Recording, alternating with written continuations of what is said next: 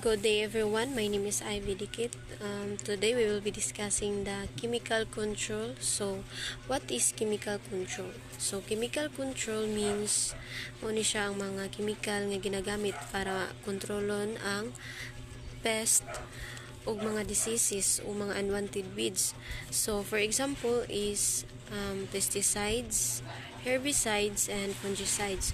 So, ang purpose ani nila or benefits is para protektahan ang mga crops o taas ang ani sa tanom and also kontrolon ang mga diseases.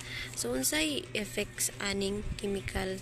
So posibleng may tabo or makadaot sa environment, makaapekto siya sa tubig ug hangin and also makaapekto siya sa health sa tao. So because of that negative effects sa chemical control, dapat gamiton na ni siya kung no choice na jud or last choice na. Magamit na siya og mga magamit sa og mga lain paagi para pagkontrol sa mga diseases or pest like biological control, cultural control o integrated pest management or IPM. Next is chemical control. So, the use of commercial or synthetic or natural chemical pesticide to control pests. So, chemical control or synthetic pesticides is mauni siya ang mga chemical nga gibuhat sa laboratory para sa pag-control sa mga pest. So, mas effective ni siya compare sa mga natural pesticide pero dako kayo siya negative impact sa environment and also health sa mga tao. So natural pesticides, so mauno siya ang gikan sa mga tanom or hayop o mineral, mas safe siya gamiton compare sa synthetic pesticide but dili kayo siya effective.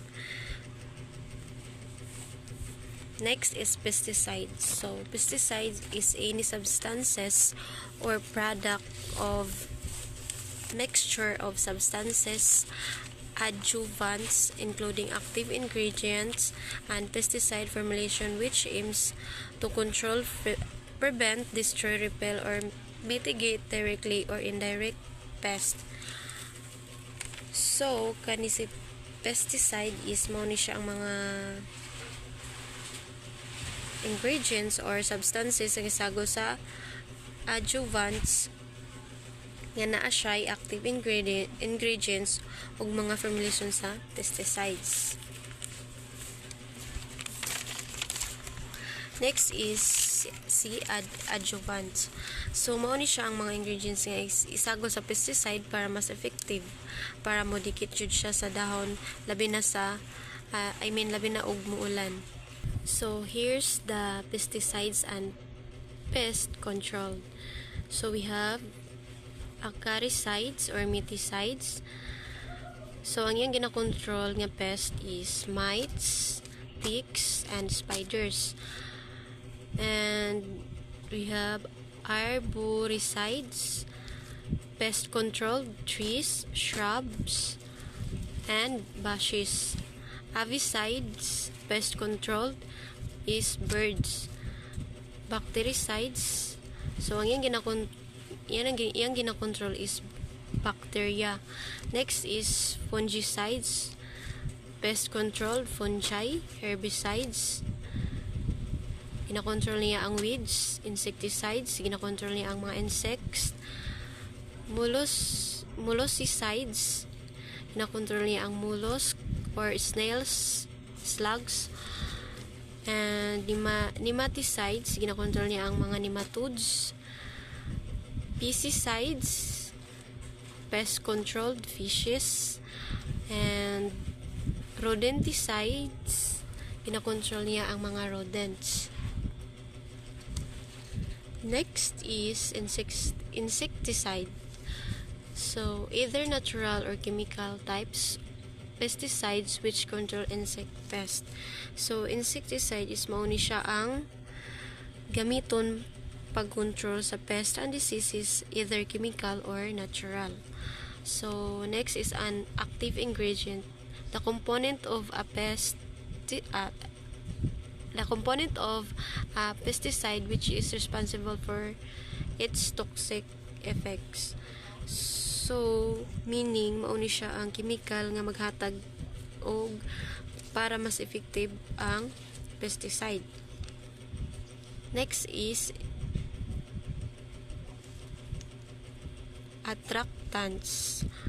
Attractants is attracts insects. So si attractants is mao ni ang maka-attract sa mga insects sa ilang panimhot or pananaw. Next is chemosterilants make the insect sterile which prevent reproduction. So chemosterilants is gi-prevent niya ang mga insect na magpadaghan para ma-prevent ang pagdaghan sa population sa mga insect. Next is insect growth regulator, stimulate or hinder insect growth and development. So mao ni siya ang maka-impluwensya sa pagdako sa or pagdaghan sa mga insect. Kaning insect growth regulator mao ni siya ang makapugong or maka-prevent sa pagdagko sa mga insect. Next is pheromones, chemical compounds released by an individual and affect the behavior of other individual. So means these are chemical released by one organism that affect the behavior of another organisms. So next is repellents. So repel insect. So si repellents is mao ni siya ang mga chemical nga makapawala sa insect. Ginagamit ang mga repellent para sa mga tao or mga tanom. Next is insecticide nomenclator. So approved common name, trademark, also the proprietary name and brand name is given to the manufacturer or formulators of the insecticides.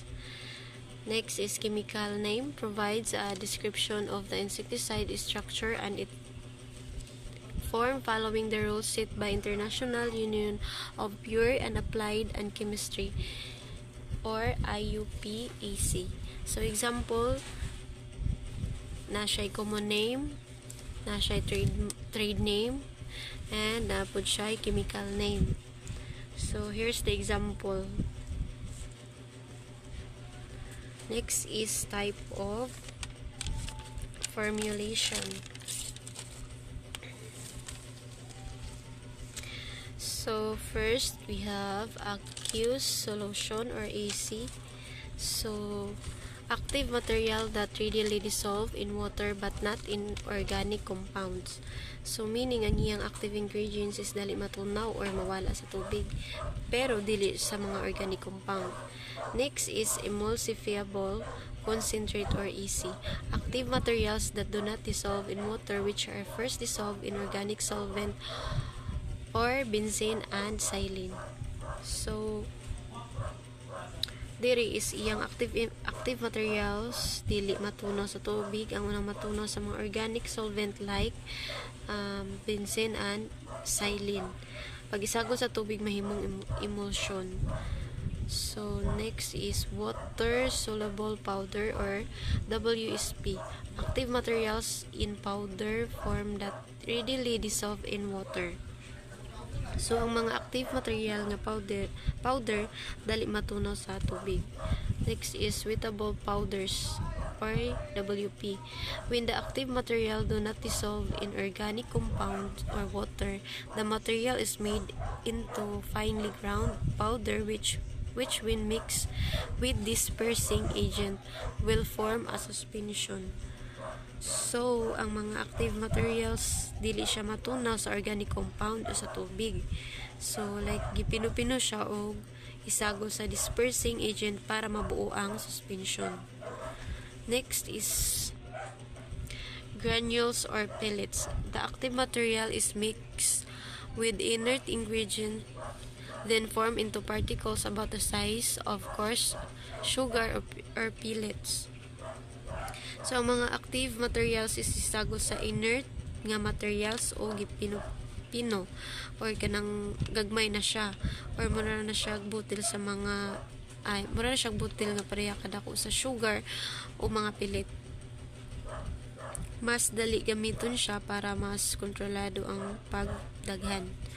Next is dust. So usually contain 4 to 10% active ingredient. They are applied in dried forms. So naa siya 4 to 10% active materials. Ginagamit siya sa dried or uga ug dali siya i-spread. Next is aerosols. The active ingredients is suspended in a container under pressure. So, ang aerosols is mauni siya ang mga sangkap nga naa sa container or sa butanganan or sa lata. Pag pinduto nimo siya, ang nozzle mo spray na siya. Next is flowables. The active ingredients and diluent group ground to near colloidal dimension suspended in a small amount of liquid. So, usually ginagamit ni siya sa mga pesticides nga dali kalat or ibuhos. Next is ultra low volume concentrates or ULV. Are formulations designed to be applied at very low volume per hectares. Rate of application is about 4 liters or hectares or lower. So, kani siya is mga formula or formulation design para magamit at very low volume kada hectares. So, ang rate sa application is halos 4 liters or hektarya or mas baba pa siya. So, that's all my part. Thank you.